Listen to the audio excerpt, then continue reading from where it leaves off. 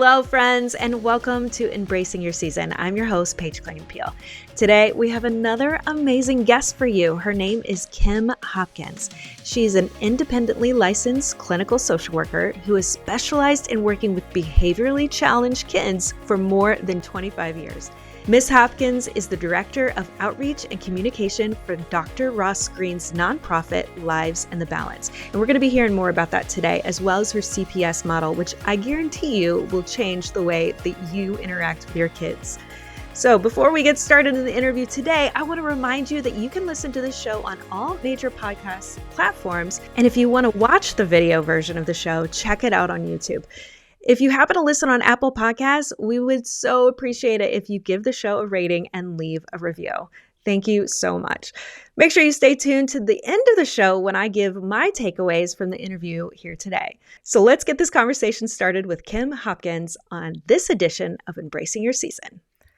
Well, Kim, I'm so excited that you're joining us here today. And what a topic to discuss. We're going to go about the range, but discipline and all along the lines of how do we parent our kids well. But thank you for joining me today. Thank you very much for having me. Happy to be here.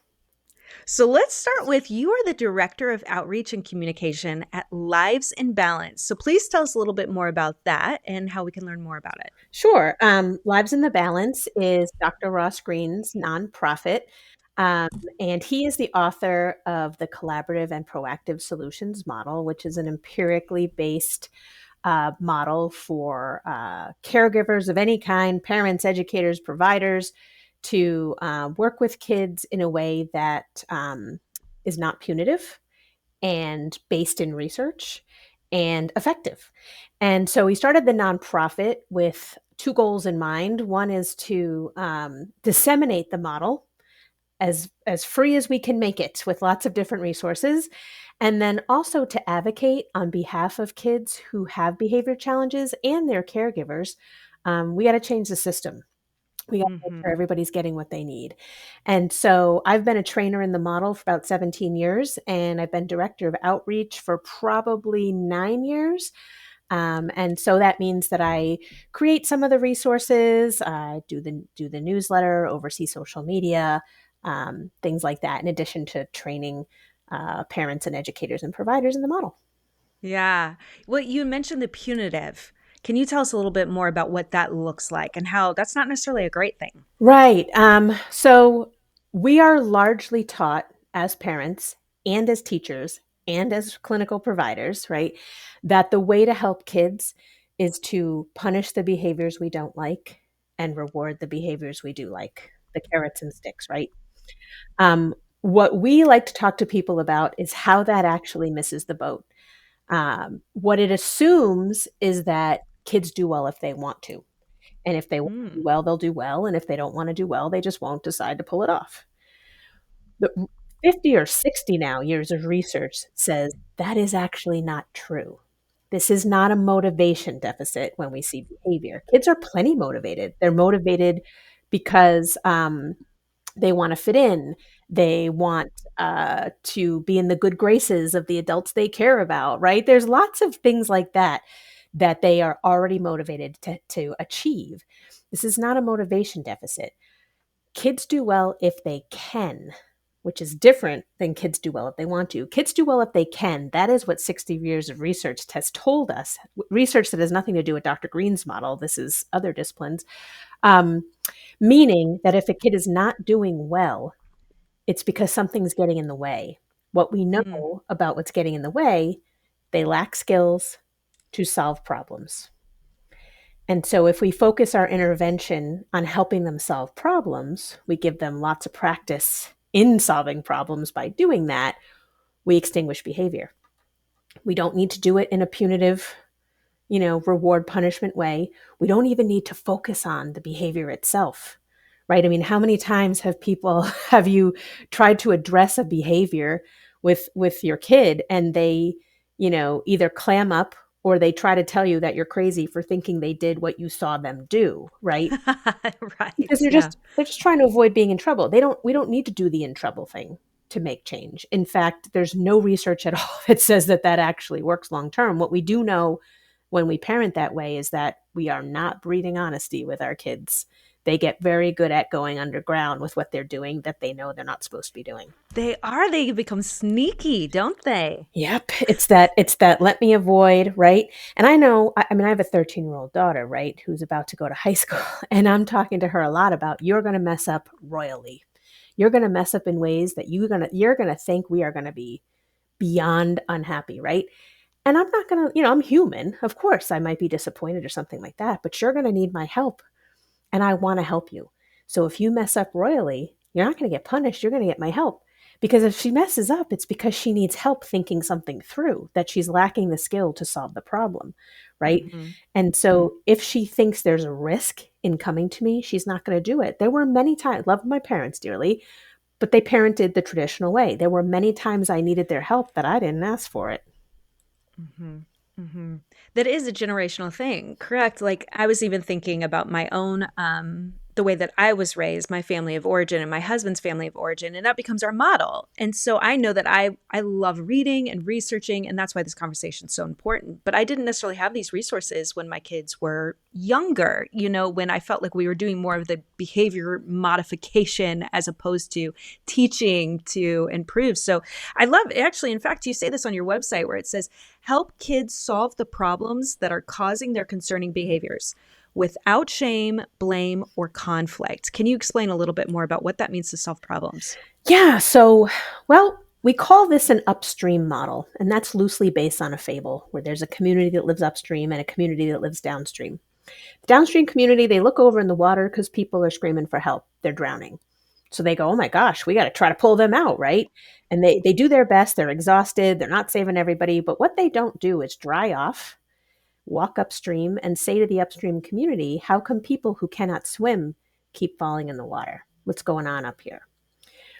When kids are in the water, they're doing their behavior. And so many parenting techniques are focused on, how to get them out of the water. What do they look like in the water? How often are they going in the water? How far downstream do they go? The most critical information is upstream. We got to walk upstream and say what pushed them in the water in the first place. What we find upstream are problems that they didn't have the skills to solve. In other words, expectations that they couldn't access skills to meet. And Hmm. so if we partner with them. Collaborative is part of the name of the model. This is something we're doing with kids, even our littlest ones, even ones who don't have language. We view them as our partners. We're going to collaborate with them when the problem's not happening to be able to go upstream, look at that problem, figure out what their brain is doing in the midst of that unsolved problem, what they're thinking, how come it goes askew. We're going to come up with solutions that work for them and us. And when that solution works, they don't fall in the water. We extinguish behavior. And by doing that, we're giving them practice, experience solving problems. Over time, with enough experience, they will start solving problems without needing your help all the time. Which, as parents, isn't that what we want? When we send them out there, don't we want them good at critically thinking and solving problems, right? So we want to skill them up. If we just tell them what you did was wrong, first of all, they probably knew before they did it. So we're wasting Yeah, our breath. pretty smart. Yep, Yeah, yep. like if we're saying, "Oh, you're losing your video games because you're not supposed to hit your brother." Well, they knew they weren't supposed to hit their brother because you've done a good job teaching that from a long time ago, right? Um, we haven't done anything except to say what you did we really didn't like, but nothing new there. What we need to find out is what happened between the two of them that they didn't have their skills, couldn't come bring to bear their skills to handle it. Give them a solution for next time, and next time that solution works, it's going to go better and we're not going to have the hitting happen, right? And we then gave them a dose in this is how you solve problems. So there's 3 steps to the model, collaborative and proactive solutions. That is the 3 steps that you're walking kids through, yes, to solve a certain problem, but also to give them the experience they need solving problems so they can get good at it. Hmm.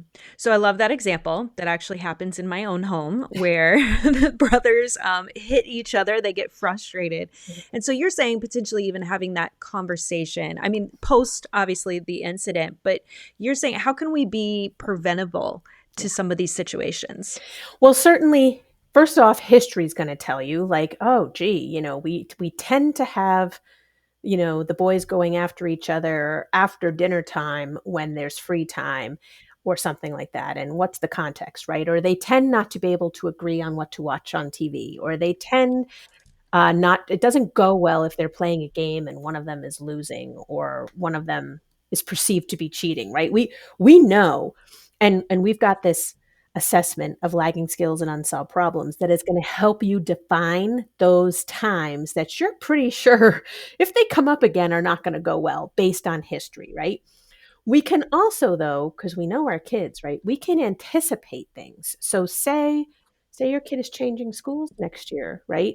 Hasn't been in that school yet, but based on what you already know, you can anticipate what might not go well. And why wouldn't we want to talk about it before it doesn't go well? Like, let's have some strategies in place to increase the likelihood it goes well, right? And so, same thing like if you have a new babysitter coming in, based on if you have any nagging thought that this might not go well, or frankly, you can say to your kid, we have a new sitter coming Saturday, right? This is Tuesday, maybe. Um, this is who it is, right? What do you think you not like about this? Or what are you worried about with this new person coming in? Proactive, which is part of the name of the model, is so key. Because, a lot of time is spent teaching our kids to cope. We want to help you cope with bad feelings, right? We're not against that, but coping skills don't solve problems. Mm-hmm. And can your kid access the skill once they're upset? Maybe, maybe not, right? We think teaching kids to anticipate problems and solve them ahead of time is a much better road to take, right? Hmm. Maybe you got a coping skill in your pocket if you need it, and hopefully you can access it if it goes there, but we would rather anticipate problems and solve them before they even become problems. So like the Hmm. babysitter example, nothing bad's happened. This person's never been in the house before, but we know how our kid has maybe interacted with people they don't know before, or we know it's gone not great with other babysitters. Let's have that conversation. Like, let's normalize it. There's something new. There might be things about this person or this situation you're not going to be thrilled with. So let's talk about them ahead of time, get some strategies in place, and we have a better shot of it going well. Hmm. So I love the partnering in that because we can see things as parents. First off, we're picking up the pattern of our kids' behaviors. We know what's going to set them off, trigger them, so forth. But they will not be always capable of identifying emotions or what their triggers are. So we as the adults can come in, as you indicated. You have someone new coming up. How does that make you feel? Those types of initiation of conversations. What happens with those kids that they don't necessarily know how to speak about how they feel, how they know how they're going to respond? How can we help them? Well, one thing I want to just make the point of, it's less about their feelings, believe it or not. And I'm a clinical social worker. I used to be very interested in feelings 25 years ago before I found this model, right? It's about their thinking, right? That we cannot observe that. We can observe feelings, we can observe behavior, we cannot observe thinking. And we'd really like to know how they perceive situations, right? It all starts with their perception of a situation. And I wanted to make that point. And now I forgot the rest of the question. Oh, kids who don't have the words, right? Yes. You are their partner. So if they're having trouble expressing themselves or they don't use words at all, that's okay. We are their partner. We can meet them where they're at in terms of how they communicate, and we can assist them to be able to help us understand what doesn't work well.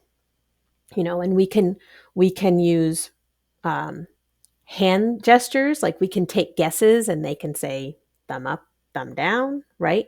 We can use pictures, we can depict our guesses in pictures and they can point, right? So anything we're thinking that might go awry with the babysitter, right? um, we can depict in pictures and they can maybe point, right? Now ultimately, and before I say this, I want to say nonverbal feedback is something sometimes much richer than verbal feedback, right? Ultimately, if they can't express in any means what might be happening with our help, we are left with educated guessing and hypothesis testing, which, by the way, we did when they were infants. And it came from a kids do well if they can perspective, right? When our kids were infants and they were upset, we weren't thinking, oh, here we go, we're being manipulated again. Right? We weren't thinking this kids do well if they want to kind of thing. We were thinking they do well if they could. Something is upset. Let's try to figure out what it is. They can't tell us, but They can't tell us with words, but they can certainly tell us that we guess it correctly when they stop crying. Right. Hmm. So, oh, are you hungry? Oh, nope, you're pushing the bottle away. You're still crying. Maybe you're tired. And we start rocking and the eyes start to close and they're quieting down. We got it. Right. It's a Hmm. similar principle that if your child, absolutely with your help, cannot um, help you understand what's happening for them in the midst of the unsolved problem, we can do this educated guessing hypothesis testing, keeping a kids do well if they can perspective and realizing that our observations often mean more than the words we're getting, right? Hmm. So, with that, then, how, I just want you to clarify this that when we are hypothesizing, are we posting questions for them in that If yeah, context? when kids lack the words to, the language to be able to tell us, we take guesses. Now they're tentative. Like we're not saying, I know this is what it is. We're Mm, that's good. for some kids it could be this, or I'm wondering if it's that. But we take if they can give us feedback, we're going to take that in, right? If the Mhm. kid says no, I don't really think so. We could follow it up a little differently just to kind of rule it out, and then move on to maybe it being something else. Hmm. So let's go back to the statement of let's focus on the thinking and their thoughts as opposed to their feelings. Because as you, my background is cognitive behavioral therapy. And so I do believe there's a correlation between feelings and thoughts. But I'd be curious, how can we dig into that as a parent with our kids? By using the CPS model. Because what we're going to do in the very first step, it's called the empathy step, but really the main ingredient of the first step is information gathering and understanding. We are going, and we have a certain way we like to ask questions, which again, on our website, we've got all kinds of free resources. You can watch videos, you can download handouts to try to help you. I love that. Yeah, well, that's one of the goals of Lives in the Balance. And so some would say the website is too full of, of resources. Makes it a Oh, little hard to navigate sometimes. There's a lot on there, but always just be in touch with us if you can't find something you're looking for, and you can reach us on the contact button. Um, and so, again, I'm losing my thoughts. It must be late in the day on a Friday. that's okay. The correlation between thinking and feelings. Thank you. And so, in that first step, this is where we're going to get information, right? So, if we say, you seem to have difficulty putting your dirty dishes in the dishwasher after dinner each night, what's going on? Right?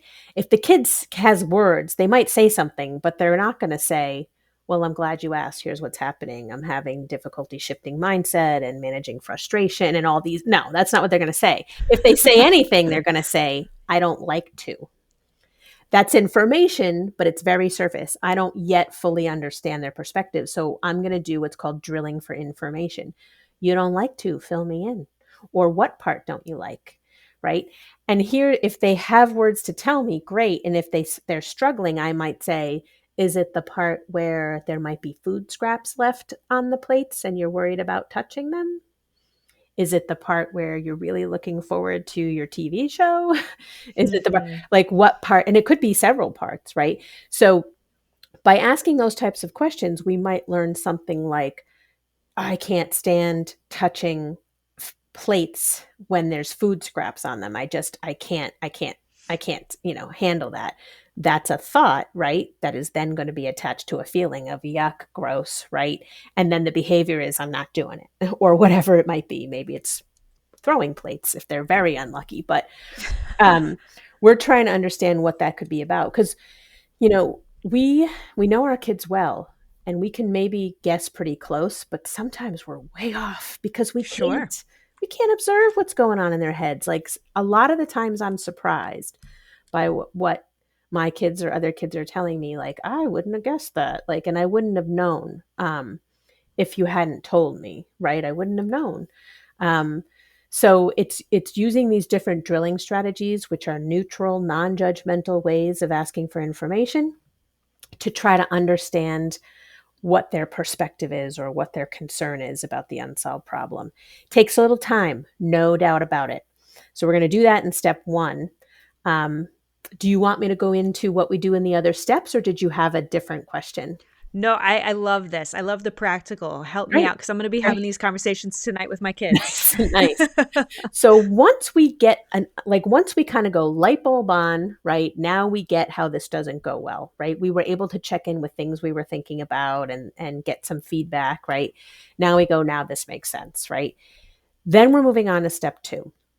Step 2 is the define adult concern step. That's when we speak to our worry. Like, why is the expectation so important to us? Why is it important to us that you put the dirty dishes in the dishwasher after dinner? So we want to say why that's important.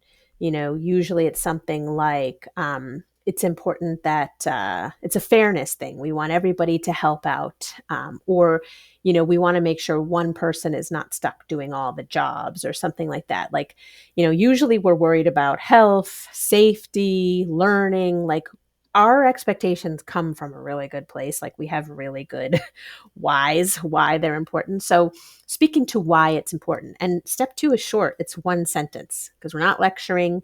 We're just saying, here's why it's important to me. A quick sentence. And we're thinking about how the unsolved problem affects the kid. And we're thinking about how it might affect others, including ourselves, when we say why it's important.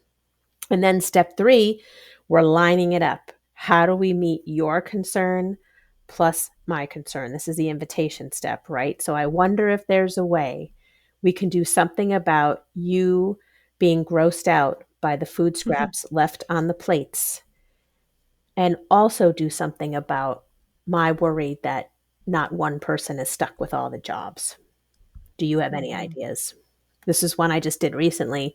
The kid was good at brainstorming. Some kids are not. Again, if your kid has no ideas, you're the partner. You can make suggestions and get their feedback. But this kid said, "Could I wear gloves?" I said, "Does that meet your concern about the yucky touching of the food?" Kid said, "Yep." I said to mom, "Does that meet your concern about not everybody's getting stuck with all the jobs?" She said, "Yep." They agreed to try it. Now, I'm not guaranteeing that'll work, but it's worth trying. And then the agreement Mhm. is we're going to come back after a couple tries and see if it's worked or not. If it hasn't worked, let's learn from it so we can tweak it and come up with a better solution. Hmm. Wow. That's it's so empowering for both. It's partnership, right? It's partnership, the parents and the kids. And then it empowers the children then to take on that almost even conflict resolution or just problem solving into their adult world. And so I appreciate that a lot moving forward. So this is great if we have learned this model. Again, this is brand new to me and I have teenagers. So how do I start implementing this today with my preteen and my adolescents? Yeah, well, particularly for older kids, but even for younger ones, they know the deal with traditional discipline. They know, even if they don't get it at home, they see it at school, most likely, right? They know that there's something to lose, that when an adult is unhappy, the kid's going to lose, the adult's going to win, right?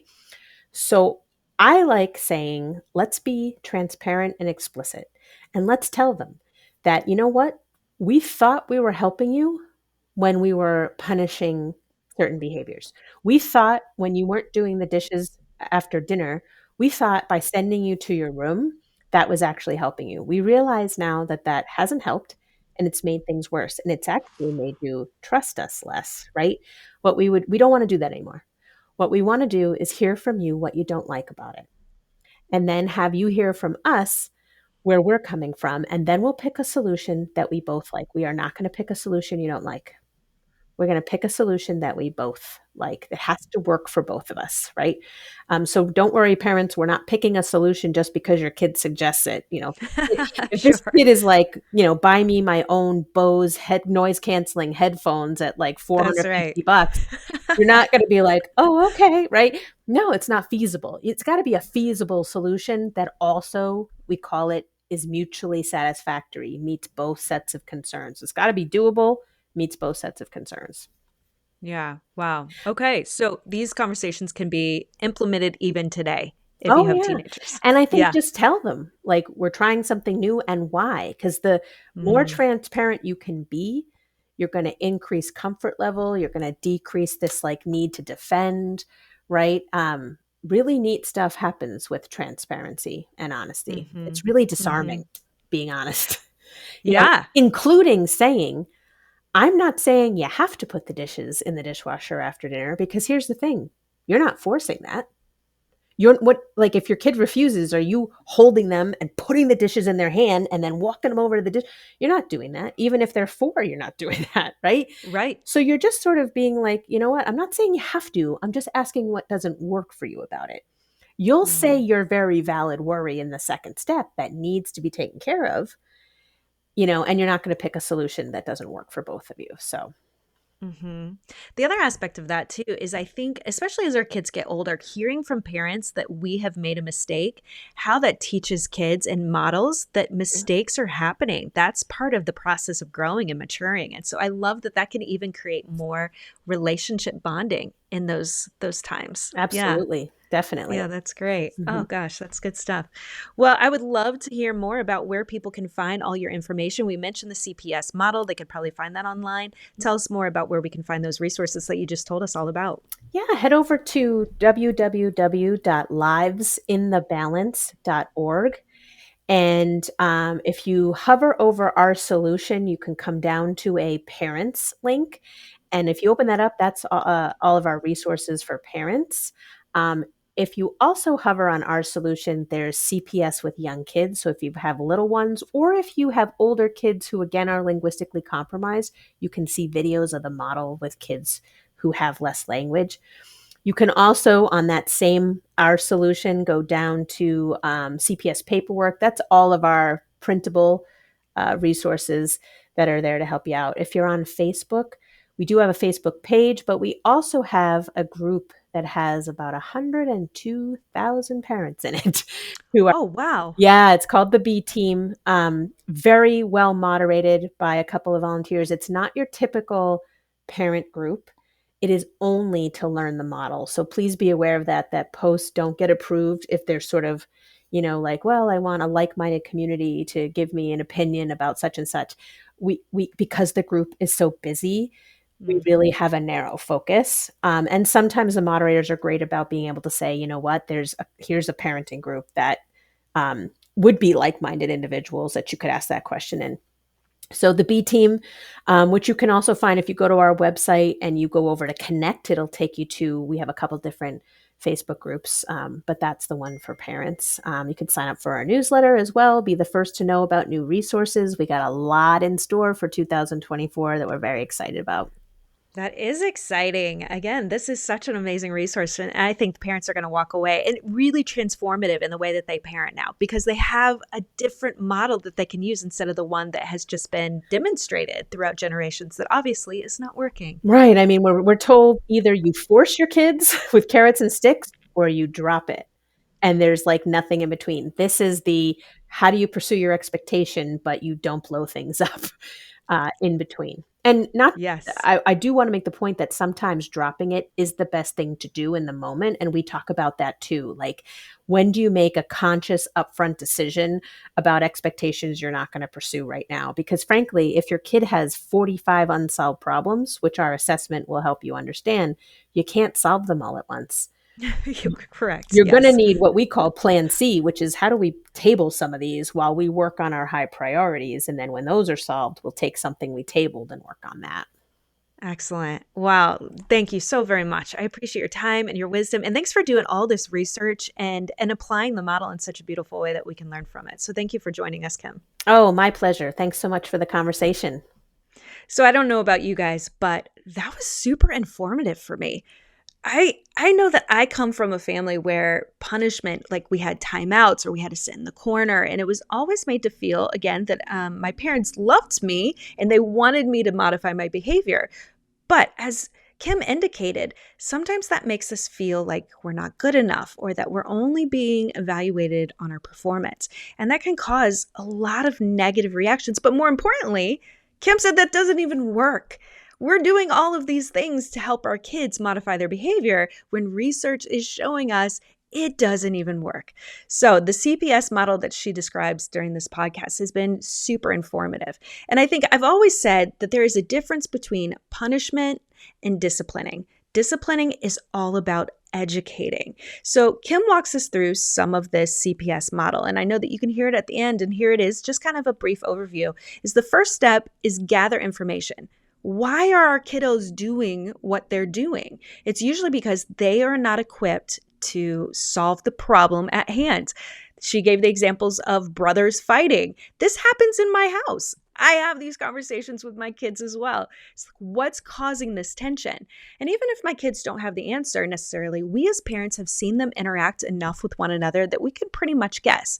But allowing them the opportunity to express, I have this concern, I have this problem, or I don't know how to deal with the tension with my sibling, in whatever words that they choose to use, we become informed, and then we get to work alongside our kids to help alleviate the problem, giving them skills to solve the problem, and now creating a partnership between parents and kids. How cool is that? So the first step, finding the information, what's going on with our kiddo that they're not able to problem solve on their own. Secondly, we get to explain what is our perspective, why we want peace in our home, why we want chores done, why we expect kids to pick up their toys after they destroy the home. Whatever it is, we get to share our perspective. And then the third step is coming back together and inviting our child to actually tell us what can help alleviate the problem, solve the problem, and then come to a mutual conclusion of what works best for all involved. How cool is that? So no more timeouts, no more punitive discipline. We get to have conversations. Now, of course, this ranges per child's ability to communicate, but as Kim indicated, you can find all those resources on her website, all the information so that you can start applying this in your own home.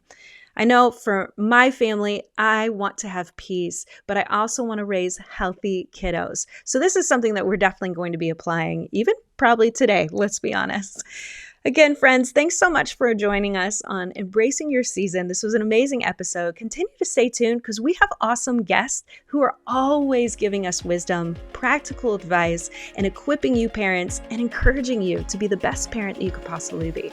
So, thank you for joining us. We'll see you next time.